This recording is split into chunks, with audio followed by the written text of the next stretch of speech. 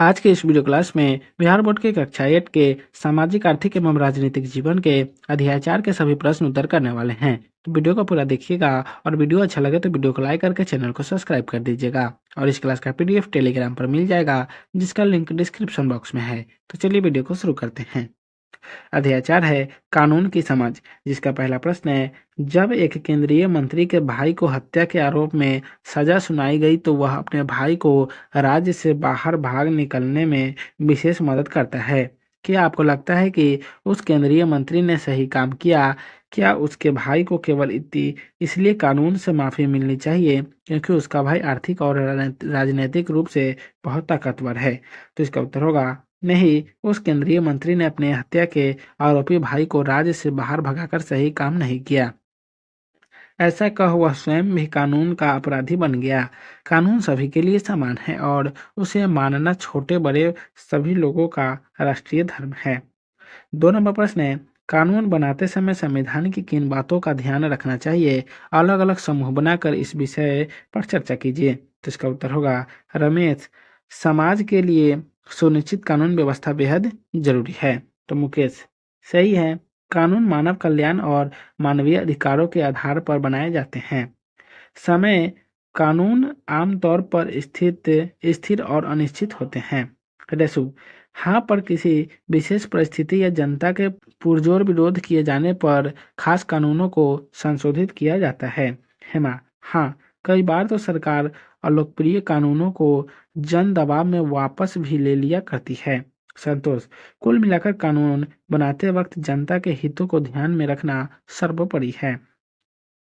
3 number प्रश्न है, मान लीजिए आपके विद्यालय में बाल मजदूरी के विरुद्ध अभियान चल रहा है और आपको उसके लिए पोस्टर बनाने को कहा जाए तो आप क्या बनाएंगे? ऊपर दिए गए जगह पर बनाएं। तो आओ मिलकर यह प्रण ले। तो इसका उत्तर होगा आओ मिलकर यह प्रण ले कि हम सब बाल मजदूरी का विरोध करेंगे। 4 नंबर प्रश्न है, अपनी शिक्षिका की मदद से कुछ ऐसे कानून की सूची बनाएं जो जनता के दबाव में वापस ले लिए गए।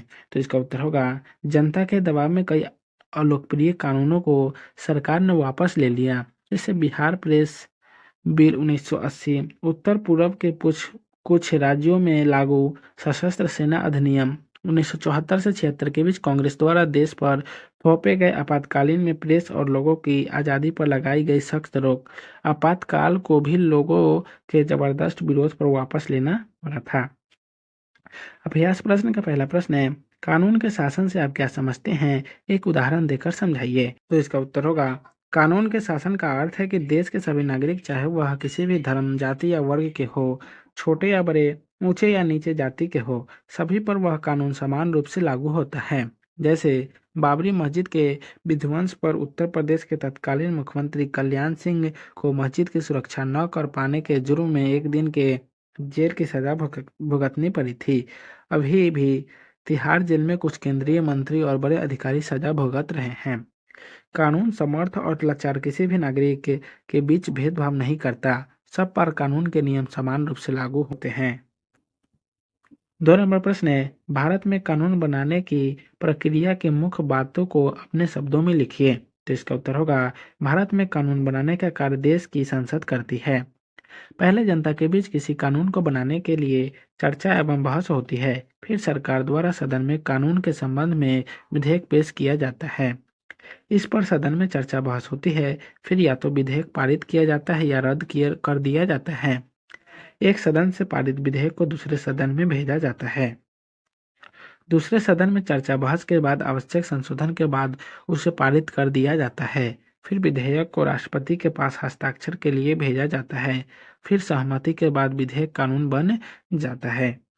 3 नंबर प्रश्न है, आपके विचार में शिक्षा के अधिकार के कानून में किन किन बातों को शामिल करना चाहिए और क्यों? तो इसका उत्तर होगा मेरे विचार में शिक्षा के अधिकार के कानून में हर वर्ग के बच्चों को उच्च शिक्षा तथा मुफ्त शिक्षा का अधिकार मिलना चाहिए।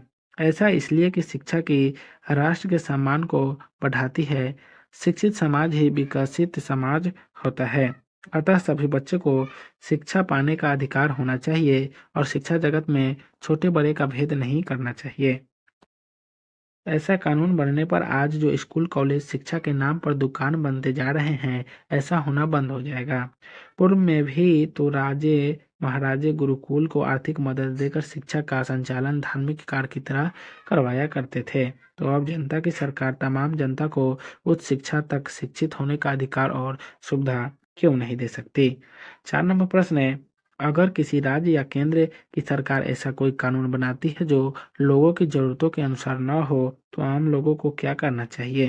तो इसका उत्तर होगा, यदि राज्य या केंद्र की सरकार ऐसा कोई कानून बनाती है जो लोगों की ज़रूरतों के अनुसार न हो, तो आम लोगों को ऐसे कानून के विरोध में धरना प्रदर्शन आदि कर अपना विरोध जताना चाहिए। साथ ही जनता को ऐसे कानून के विरोध में न्यायालय की शरण भी लेनी चाहिए। 5 नंबर प्रश्न है, मान लीजिए आप प्रतिरोध नामक महिला संगठन के सदस्य हैं और आप बिहार राज्य में शराबबंदी पर कानून लागू करवाना चाहते हैं। इस विषय में अपने राज्य के मुख्यमंत्री को एक ज्ञापन लिखे जिसमें शराबबंदी के कानून की आवश्यकता के बारे में बताया गया है। तो इसका उत्तर होगा, सेवा में मुख्यमंत्री बिहार।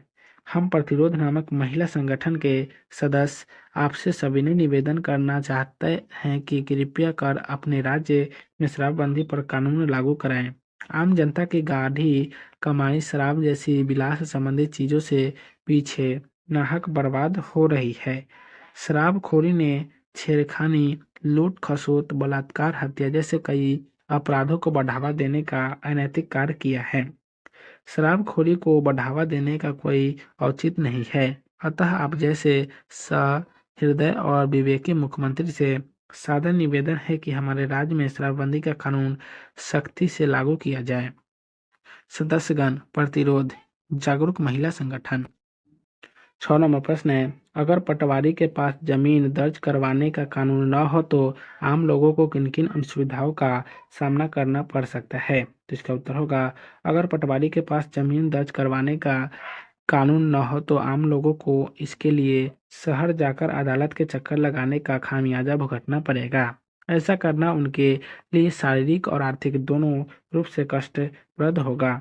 पैसा का अनुचित खर्च अलग अलग, शारीरिक परेशानियां अलग, जबकि पटवारी के पास जमीन दर्ज करवाने के कानून से ग्रामीणों को हर प्रकार की सुविधा हो जाती है, वह भी उनके गांव में ही। तो आज के इस वीडियो क्लास को यहीं समाप्त करते हैं। फिर मिलेंगे नेक्स्ट वीडियो में। तो आप सभी को वीडियो देखने के लिए बहुत बहुत धन्यवाद।